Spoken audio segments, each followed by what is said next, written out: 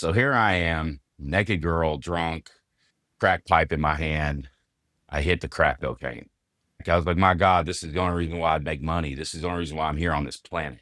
And it was that, it was one time. And it's like, and everybody, that's been an addict or an alcoholic knows what I'm talking about. I mean, it was that one time and I was done. It, it had me and it was over with. There was no fighting it whatsoever. I had no control. Hello and welcome to Real Men Feel. I'm your host, Andy Grant. My guest today is Kelley Gulledge. Drafted into professional baseball, Kelley went on to play 12 years in the pros, but behind that dream, he was spiraling into crack cocaine addiction that nearly destroyed his life and career. In 2006, Kelley hit rock bottom and chose sobriety and got his life back. But just when things seemed settled down, Kelley faced another curveball, a diagnosis of multiple sclerosis. Today we'll explore what it takes to overcome addiction, rediscover purpose, heal against the odds, and live fully in recovery and redemption. And if you want to continue conversations like this, join my private online community, Authentic AF, at realmenfeel.org/group. Now let's do it. Hello, Kelley, and welcome to Real Men Feel. Hey, it's good to be with you, Andy. I'm happy to be here, man. Yeah, I'm happy you're here too. You've had quite a rich life, let's say. Now, I know you grew up in a baseball family, so let's go back to the beginning and what was it like being raised in that environment? He wasn't per se a professional ball player, but he's been with the Rangers for 40 plus years. He's kind of the voice of the Texas Rangers. And so, yeah, that's the environment I grew up in. I was just talking to my neighbor about it the other day. Like, it wasn't, I didn't work on cars or build things or, it was baseball. And that was great because I ended up loving it. And, it became my life. So it was it was good growing up like that, Andy. Even as a kid, did baseball seem to mean more to you than friends and brothers or anyone else?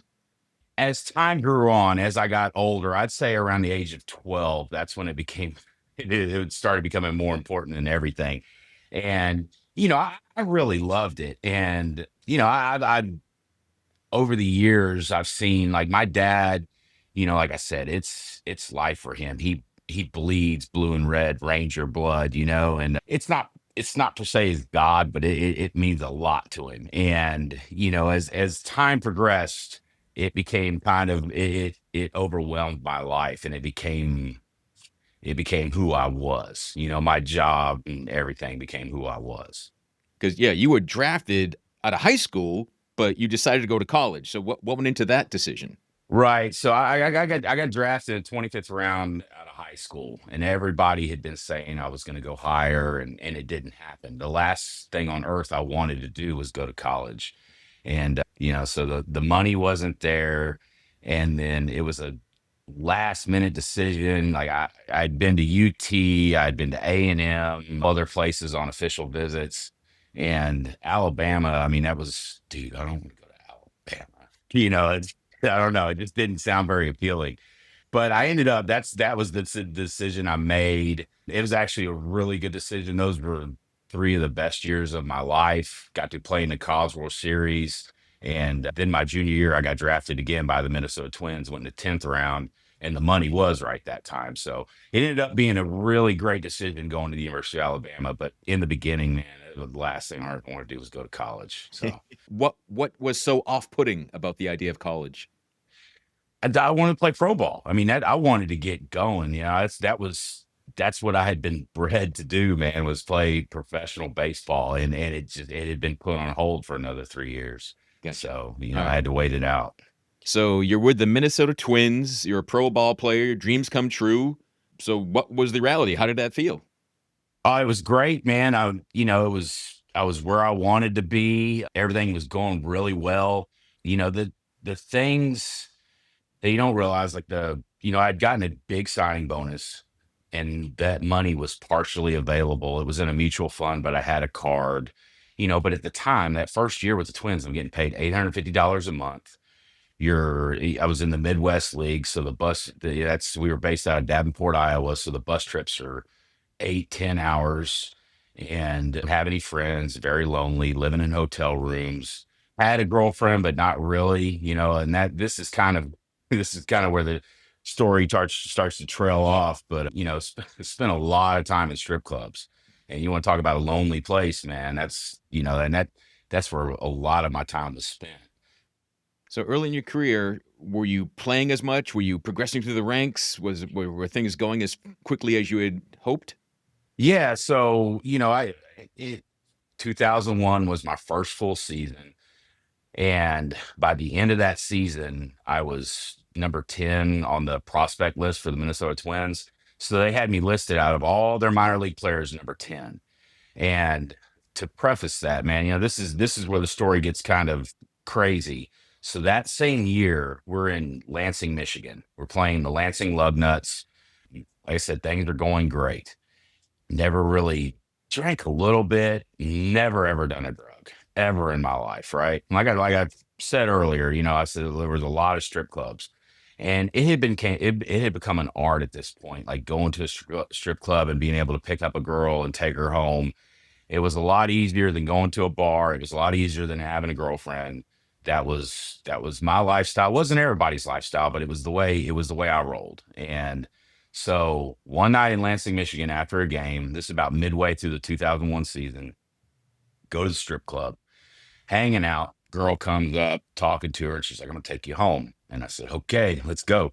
And so, at the end of the night, I'm waiting outside. She comes around front, picks me up in her car, and we go back to her house.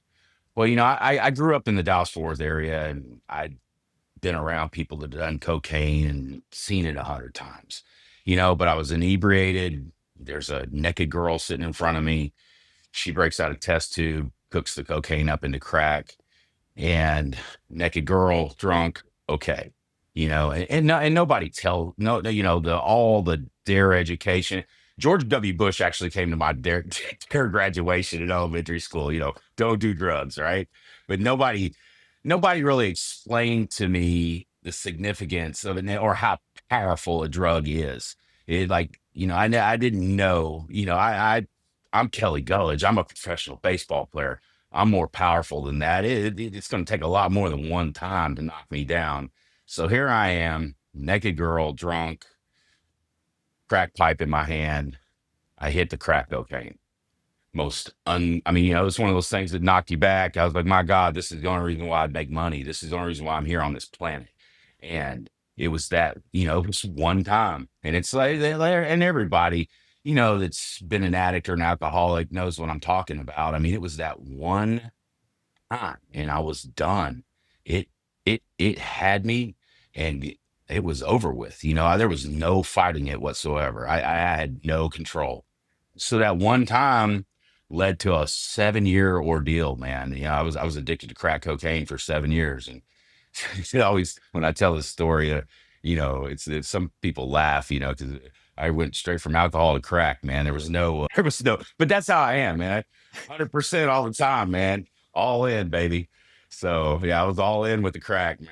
Yeah, so it started in '01, and I didn't really get sober till '06. And there was I don't want to get into many war stories, but I can tell a couple things along the way. I'm grateful to be here today. I mean, there was a night in Juarez, Mexico, where I probably should have never been able to come home. I got went over to Juarez, smoked crack.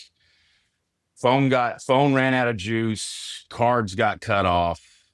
I'm standing in this line at 9 in the morning to get back over into America, and there's a turnstile, and you have to throw like I don't know what it was, a peso or some kind of a coin into this turnstile to walk back across the bridge at El Paso.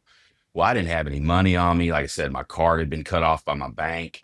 And so I get up to the turnstile and I act like I put a coin in and I hit the turnstile and the federale or whatever he is comes running up. He's like, "Hey," and I'm like, "No, I put money in. I put money in." And thank God he let me across because I had no means of getting back to America. And he let me across, walk into downtown El Paso.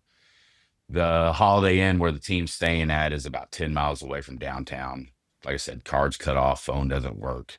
Walking through downtown, there's a bike sitting on the side of this building. Grab the bike and then bike it down I-10 back to my hotel room. Get there around, I guess it was like 11 o'clock, mid morning. lay down in my hotel room bed, sleep for a couple hours, get up, get on the bus, and then proceed to hit 2 home runs that night. And that's the story of my life too, because the candle's burning at both ends, because on one hand, I'm smoking crack and I'm going on these binges. And on the other hand, I'm still playing well. And so it seems like it's all working out, and in the meantime, I'm losing family, friends, and money and relationships. But like I said, the baseball part was working out. Wow. So, it's, yeah, but That's that's amazing that you could still function, but function at a high level in a yeah. major sport. Right. So yeah, the part of, hitting, a lot of people say hitting is one of the hardest things to do in sports, hitting a baseball, right? And so I'm a thinker, and thinking can get you in trouble when you get in that batter's box. And so if I'd smoked crack all night and hadn't slept, the last thing on earth I was thinking about was hitting a baseball, because my head's ringing, my heart's still going nuts.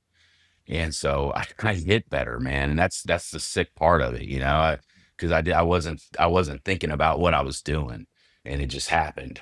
Were Um, teammates aware of what you were doing? I'm pretty sure towards the end, I had a roommate of mine that called my mom. We were in Fort Myers, and my mom just kind of dropped in on me in Fort Myers, Florida.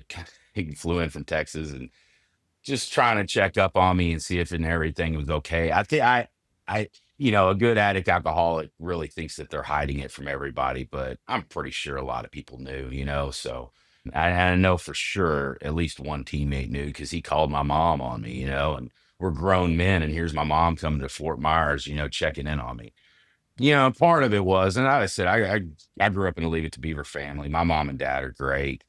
But my dad being in baseball, all this stuff going on, and they couldn't put a finger on it. But he's like, it's part of the life. He'd tell my mom it's part of the lifestyle. And she's like, no, I think something bigger is going on.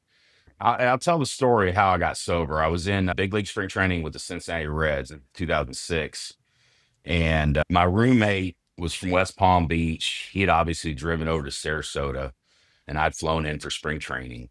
So, once again, it's the same old story, man. We got done with practice that day.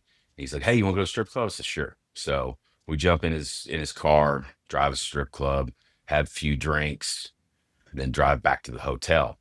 So we're in a hotel, and I'm sitting there, and I'm waiting for him to pass out because I'm going to get the keys to his BMW, go down to MLK to the crack house and get some crack. He passes out. I grab the keys to his brand new BMW, drive down to the crack house in Sarasota, Florida, go into the crack house, had a couple $100 on me, smoke crack, it's gone in an hour or two. And one guy approaches me and, hey, can I borrow that car to go to Tampa? This is like 3 or 4 o'clock in the morning. I said, sure, man, take the car. And so he takes the car. Well, I'm still sitting in this crack house around 7:30 in the morning.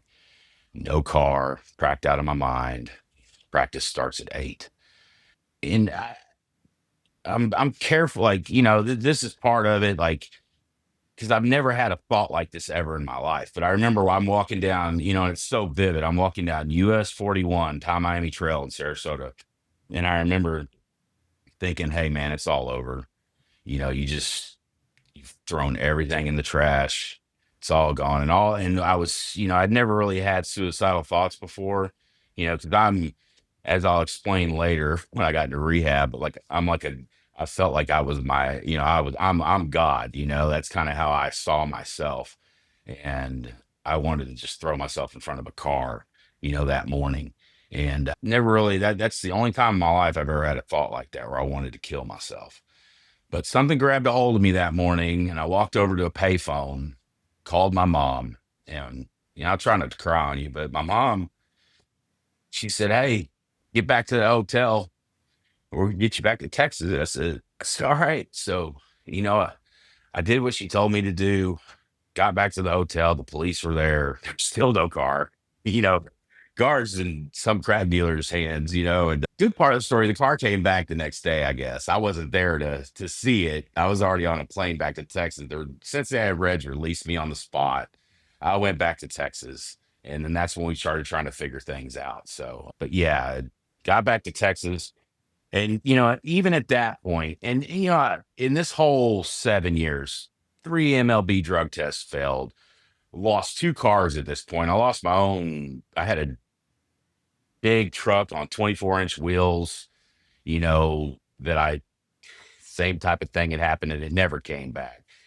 Lost this guy to BMW and all these bad things have happened. And still, here I am. I finally agreed to go to rehab and I'm in rehab and I still don't think I have a problem. I'm looking, this is back in Dallas and back then, and it still may be the case, but black tar heroin was a big problem in the Dallas Fort Worth area. And so I'm in this rehab with about 100 people. It's co-ed. And, a couple people OD'd and died. And, I'm looking around at all these people like, man, these people are losers. Like, why am I here? I do not belong here. I shouldn't be part of this. Like, I am way better than these people. And so I go on for a couple weeks thinking that way while I'm in rehab. And lo and behold, it's part of my problem too. There was a girl in there and I ended up sleeping with this girl in rehab, which, any kind of rehab, that's, it's totally against the rules. And so I slept with this girl in rehab. Well, I guess she decided that she needed to tell her counselor the next day. She told her counselor. So my counselor comes to me that next day. He goes, "Hey, you got something to tell me?" I said, "No, I'm good." And he goes, "Hey, you slept with so and so." I said, "Nah, man, I didn't do that." He goes, "Yeah, you did." He's like, "You got two choices. A, you can get the hell out of here. Or B, you can tell the patient group that you put them in danger. You can tell your parents and you can tell your girlfriend." My girlfriend is my wife now. My girlfriend I had met 3 years previously. I met her in 2003. I am married to her today. And so with those options in front of me and being the pussy that I am, I was like, I'm leaving. So I go back to my room and I'm packing my shit up, about to walk out of my room. And, I've talked about this a lot. There's, 99% of this is Jesus. And I put Jesus on the shelf and I'm about to walk out of that room. And, it's most like for a spiritual relationship, most of it's long, it takes time. But then there's some of those burning bush moments you have. And I was about to walk out of my room and I had a burning bush moment and it hit me smack dab in the face. I was like, dude, where am I going to go? Look, I'm the only one getting kicked out of here. What does that mean? Like, look, I'm the biggest loser in here. And I started thinking about like being in these rooms, where you get your emotions out and you talk about the trauma and things like and that's what sucks, man. Like the people that were in there with me had been abused, had been sexually molested, had loved ones die. They had all these wonderful excuses to use drugs, right?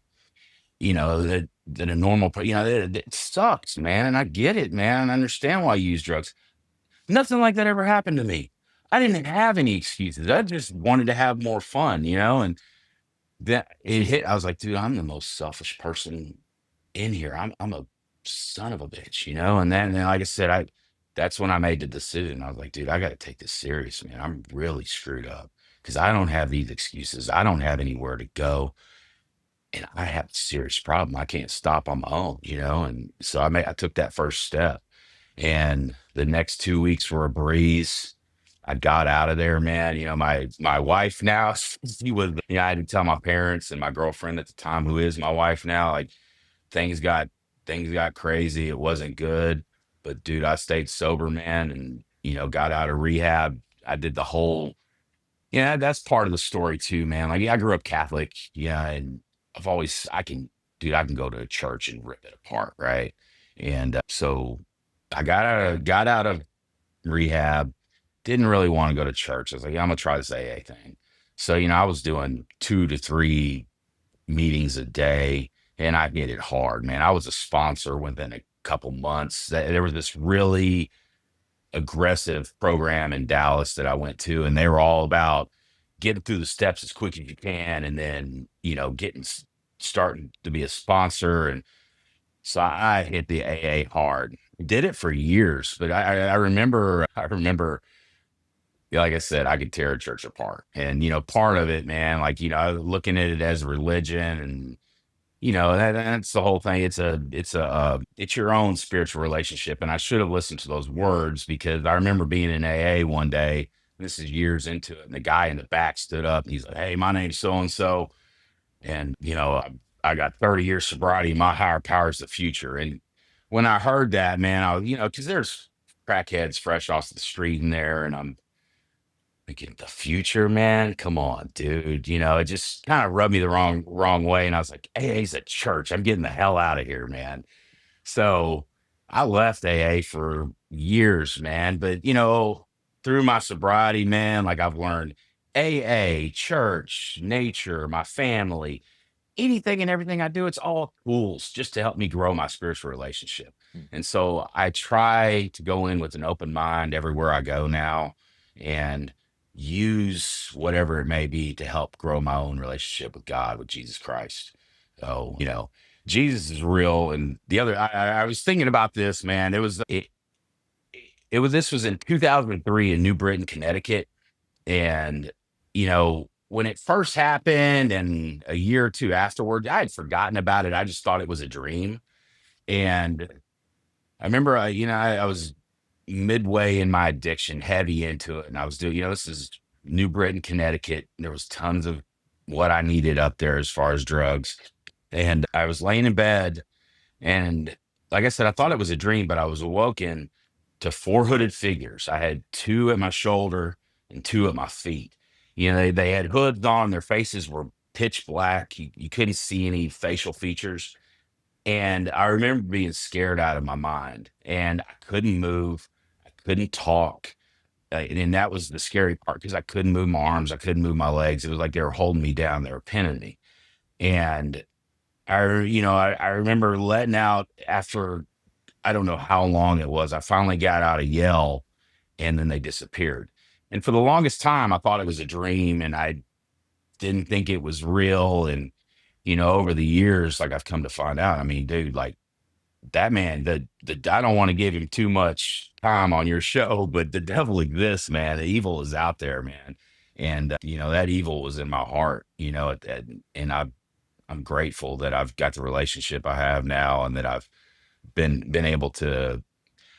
I like the word repent, Andy, because when you're growing up Catholic, man, repent sounds terrible. I got to get in front of this priest and tell him all these bad things I've done, but all it means is just turn around, and it's never too late to turn around, man. And I got the chance to turn around and change my life for the better, man. So Yeah, I'm sure of just one of many in your life, all in your life, that are glad you did that, and glad yeah, you're man. here to share, as you said, the war stories, but more importantly, is that you come through them all. One thing that amazes me is that through all of this, you end up back in baseball somehow. Right. Yeah. So I never thought it would happen. And when I first got sober, I was like, no way I'm gonna be able to put myself back in that environment. Well, like I said, I started going to that really aggressive group in Dallas, and had a mentor there, sponsor, whatever you want to call him, but he's like, you can go anywhere, you can do anything as long as your motives are in check. And I'm like, all right. And he started getting in my head, and I started learning more. And I'm like, dude, I can go anywhere. I can do anything as long as I know why I'm there, and the reasons are good. And so started getting, some months of sobriety under my belt, agents, hey, why don't you give this another shot? So I did. And so in 2007, I went and played for an independent team called the Fort Worth Cats. It's 20 minutes from my house. Had a really good season with the Fort Worth Cats. And the next thing I know, I'm in Dodger Blue, man, playing AAA baseball. And the funny thing about that is, in 2008, so I'm about, I don't know, a year and a half, 2 years sober.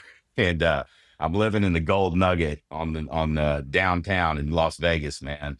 And I was sober, man, but I still wasn't a good person, and it took me, God, my sexual misconducts, man. It took me forever to clean that up, man.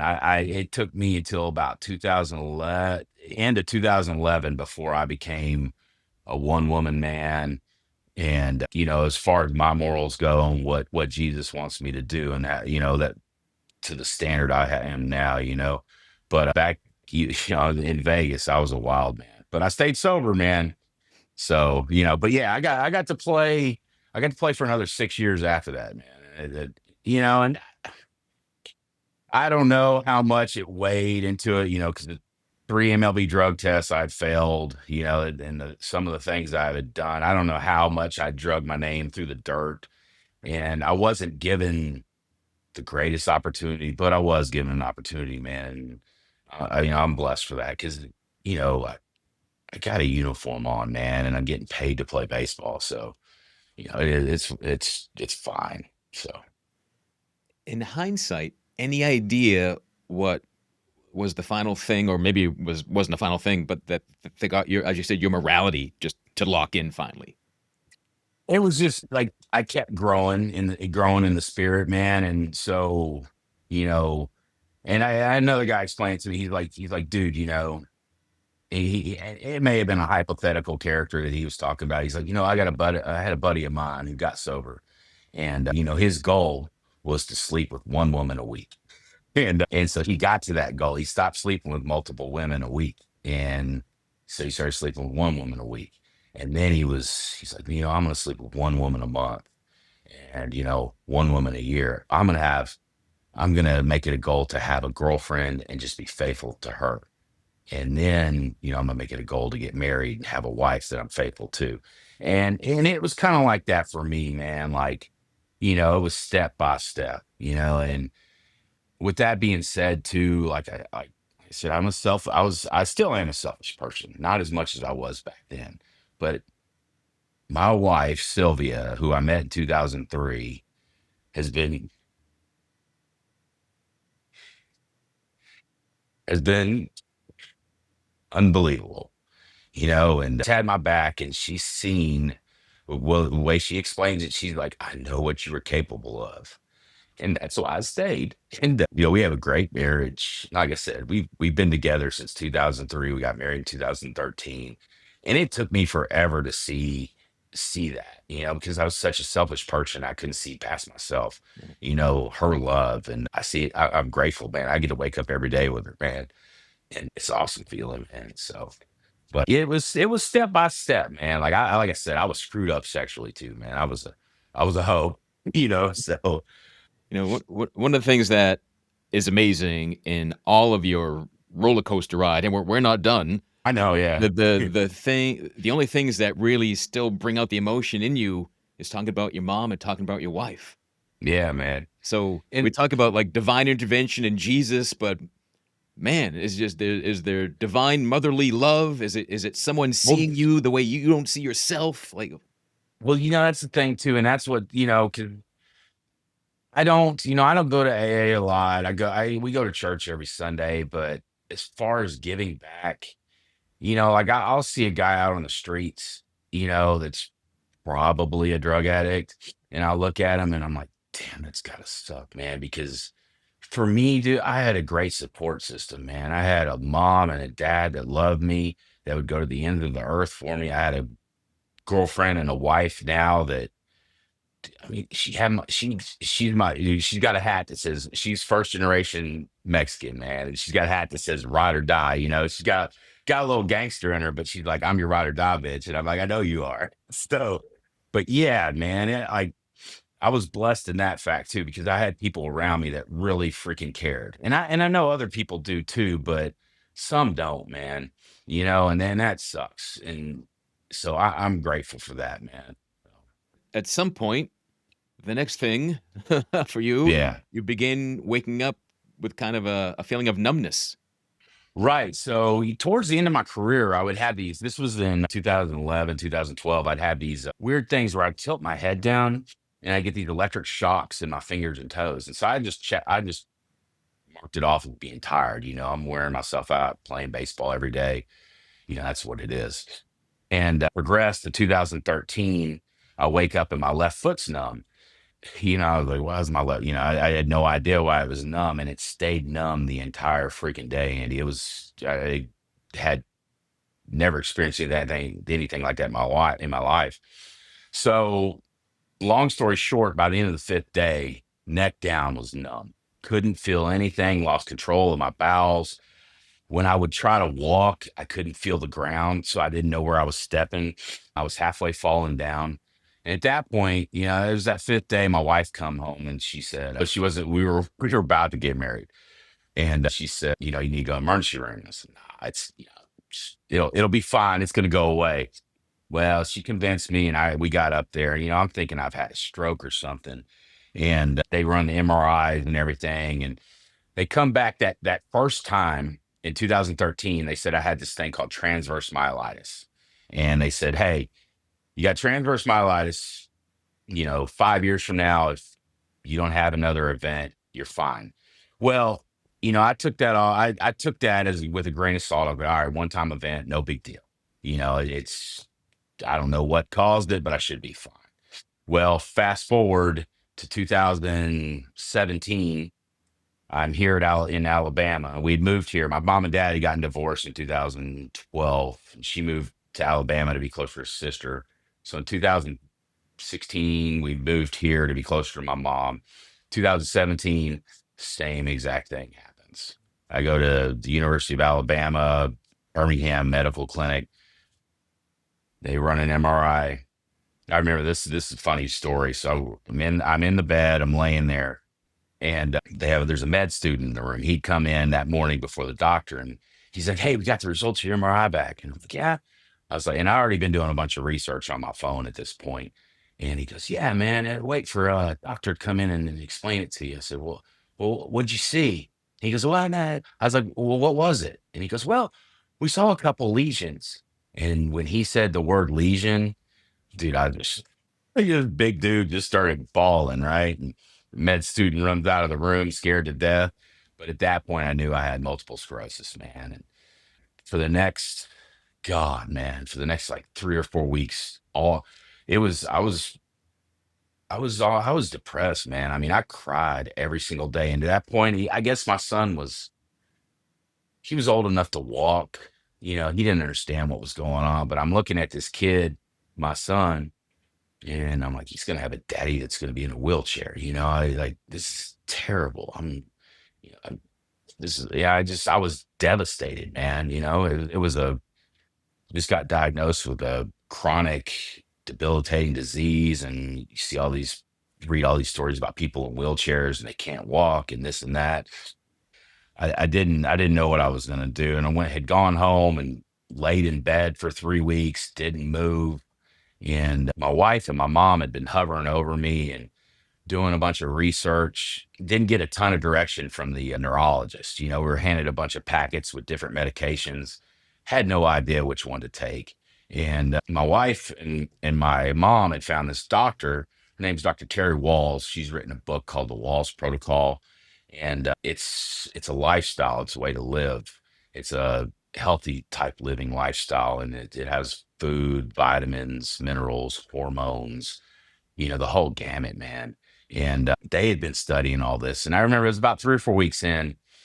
I woke up one day and I'm like, dude, I gotta move. I got up and I took a shower and put a smile on my face, and then grabbed the book that my wife and mom had gotten me, and I was like, dude, I'm gonna beat this shit.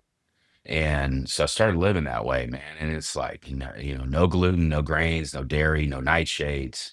There's a plethora of pills over there, but my mainstay is D3. And, a lot of people cringe when they hear how much D3 I take a day. But dude, I've been taking 30,000 IUs of D3 daily consistently for how long has it been? It's 7 years, and knock on wood, man, I don't have any symptoms, man. I say, and this is another thing I'm a big advocate for. It was about a month out, well, 2 months out at this point, and I'd read where women are 3 times more likely to get multiple sclerosis than men. A lot of that has to do with testosterone. So I was like, no, I'm going to damn hormone clinic. So I go to a hormone clinic and got tested, and I was at like 110, and you're supposed to be between 300 and 800, right? And so I get prescribed testosterone, and literally like in a month, like everything went away. Like that somehow down the road, my hormones got screwed up, which screwed up my immune system, flipped it on its head. And when my hormones got right, when my blood got right, it was like everything went away. And I, my prayers at night, like, like I said, I lead with Jesus. And I say, Jesus, take away my lesions. Jesus, take away my MS. Give me the strength to get up and go tomorrow. And so, I can talk and pray all I want to Jesus, but I got to put in the work too, right? And so I did this morning was cardio day. And I climbed 4,000 feet on the Stairmaster in less than an hour. It's almost 400 floors. And so, with all this being said, like, in my current role, I call on neurologists, right? So I sometimes I'm around MS patients, and anytime I am addressing somebody with MS, I tell them what works for me, but like most people aren't going to wake up at 3 o'clock in the morning and go climb a stairmaster on 4,000 feet in the morning. But I swear by it. Like, the way I eat, the hormones, the vitamins and minerals, the exercise. And dude, I'm in better shape now. Like I'm almost in, I mean, I can't, I don't, I'm not going to take my shirt off on your program, but I'm about 5% body fat from being competition ready. Huh. Like all I'd have to do is, I'm 8 weeks out from competition ready at any point. And so, I explain all that to people that have MS. Like I said, this is what works for me. I'm not a doctor, but this is how I stay healthy. This is how I don't have any tingling or anything. Like I said, I've been living that way for going on 8 years now, man. So, Wow, that's amazing. yeah, man. So you've mentioned previously a number of times that the importance of sharing and giving back. So how is that showing up for you? You just how are you talking to those patients? What's bringing you in front of people these days? Right. So when I'd first retired from baseball, a lot of the people that I'd known over the years that had retired early had gone into medical device sales or pharmaceutical sales. So that's back in 2012, 2013. I was applying for these jobs, right? And I'd get in these interviews, and and I'd become an extrovert at this point because hey, wherever I was 7-Eleven or wherever, hey man, I'm a crackhead, still on that pink cloud addict, sobriety deal. And so I was real open and have a good personality. And the interviewers go, hey man, we love your personality. You're great, but you don't have any experience. And that went on for a while. And I had a buddy call me. And he said, hey man, come with me to get a car tomorrow. And I said, all right. I said, what do we? He said, I own a repo company. I said, okay. Oh, do I need a gun? He said, no, just come with. So I go with him and we pick up this car. We pull up to the car. He lets me out of the car and gives me the keys. So just go get that car out of the driveway. Okay. So, not thinking, I'm walking up in this driveway, and then all of a sudden it hit me and my heart's racing. I'm like, oh my God, this is crazy. And take the car. Like it's like Gone in 60 Seconds, Nicolas Cage, but legal, right? We get back to the lot, and I asked him, how much do you make the car? And he said 600, 800 a car, and I do 4 to 6 a day. So I rolled repoing cars for the next 3 or 4 years with him back in the Dallas Fort Worth area, and totally put the pharma sales, medical device sales on the back burner. Well, you know, over that time period, we had decided, hey, my mom's in Alabama. Let's move to Alabama. We ain't got nothing going on. So I took first thing I came across in Birmingham, and it was selling copiers. And so came to Birmingham, Alabama, selling copiers, and that was god awful. But it gave me the experience I needed. And that's when I made the jump into pharmaceutical sales. And then it progressed really quickly. I started off in an entry level position, but this is why I am grateful for MS, man, because over the years, just doing the studying on my own, I'm not an expert on neurodegenerative and neuromuscular diseases, but it's my hobby, man. I study it, I read everything on it, and I made the jump from entry level to rare disease, which most of these my team, they all have 15 or 20 years experience, whereas I have 6 years, and so I made a huge jump from entry level to rare disease. I work for Johnson and Johnson, and I educate neurologists on myasthenia gravis, and I teach them how to treat it. So yeah, so that's my current role, and MS played a huge part in that.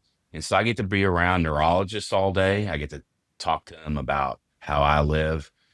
Sometimes I run into patients, talk to them about how I live and what works for me, and yeah, that's part of the giving back.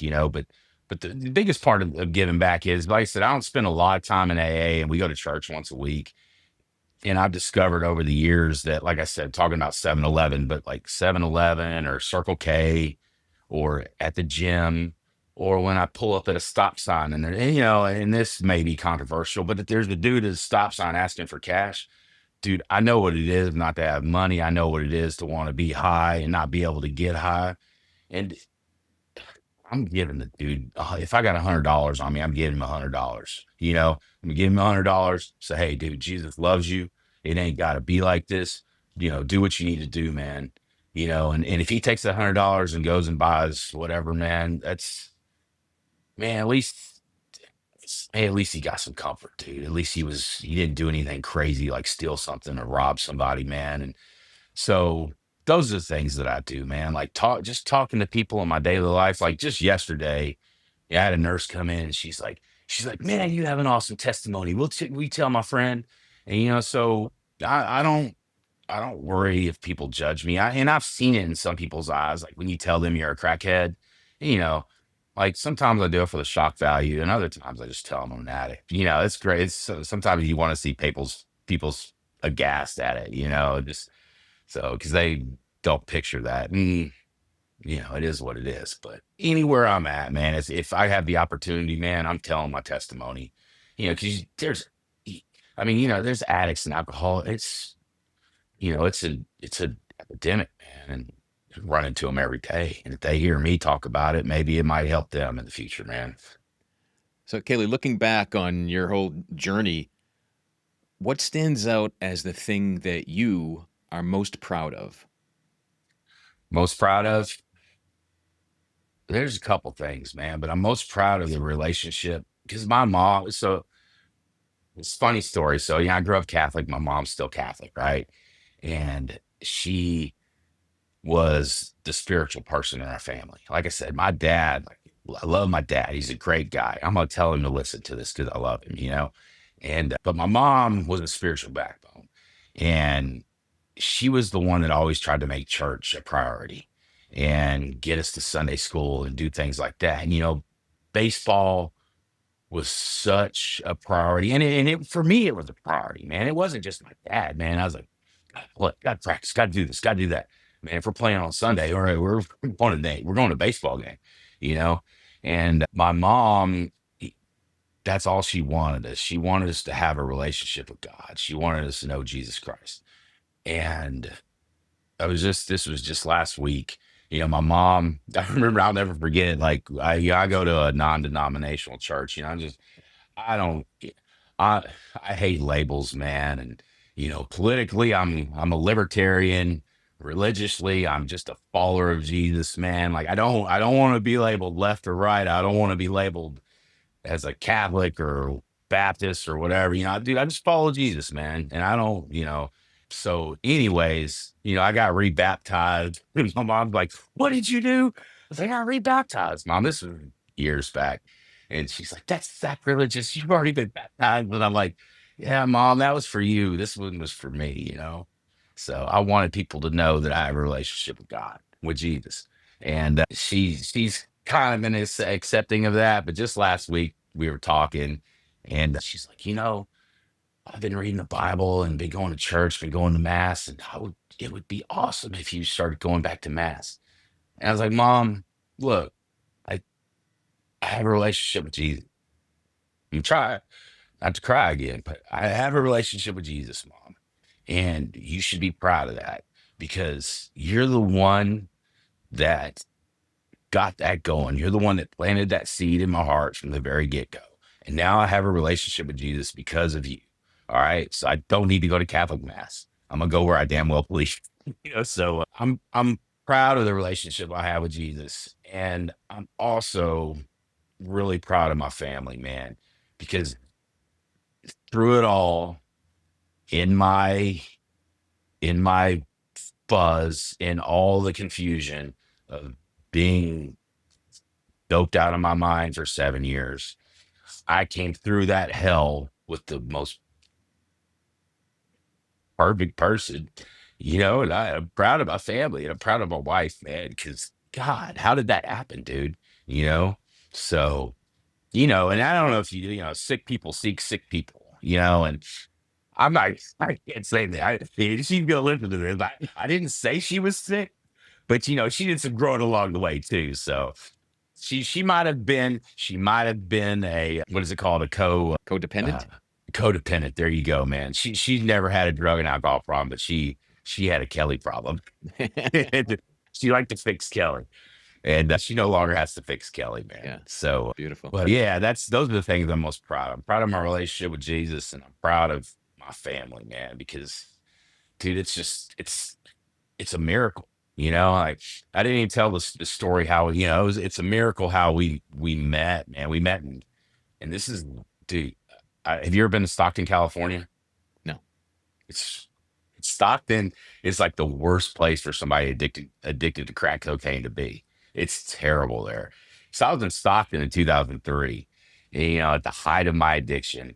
And I remember we'd gone out the night before, and I was trying to talk to this girl, and this Mexican girl had come up to me, and she totally cock blocked me, and he like just totally ruined my game. And she was a little heavier set. She was very vulgar, and I was taken aback by it. And what I was doing that night didn't happen because of this girl. So the next night after the game, we go out, and there was we'd been invited to this house party. We go to this house party, and I walk in, and I see that same girl that had cock blocked me the night before. And standing next to her was this dark hair, dark skin. She had a short little jean mini skirt on, man. She was beautiful. And she had a beautiful smile. And I wanted to talk to her so bad. But there was this girl that was just had really ruined it the night before. And she was with her all night. And I finally got the nerve to go over and talk to her. And that was my wife, man. We met in 2003 in Stockton, California. And that girl's name is Monique, and that's her best friend. Monique's a stand-up comedian in LA now, man. But yeah, we met in Stockton, California, and it was a long distance relationship for a while. It's a miracle how everything worked out, man. So proud of my wife, proud of my son, and proud of the relationship I have with Jesus. Beautiful. So Kelley, what's the best way for people to connect with you? Are you on any social media platforms or?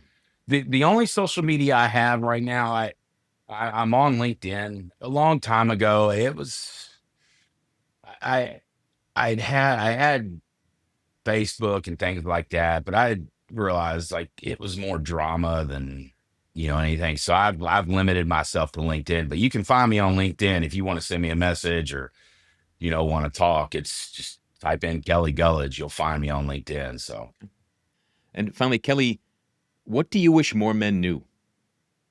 what I expressed earlier, man, the because like I said, when I was a kid and growing up, that word repent was scary. And it's never too late. You know what I'm saying? It's never too late to do the right thing. It's never too late to turn around.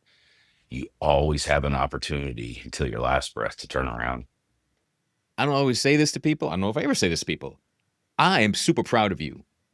Thanks, dude. We've just talked twice in our lives. You're such a genuine, grounded, real dude. I'm You're amazed. making me cry, Andy. I'm amazed that you could ever be called an introvert.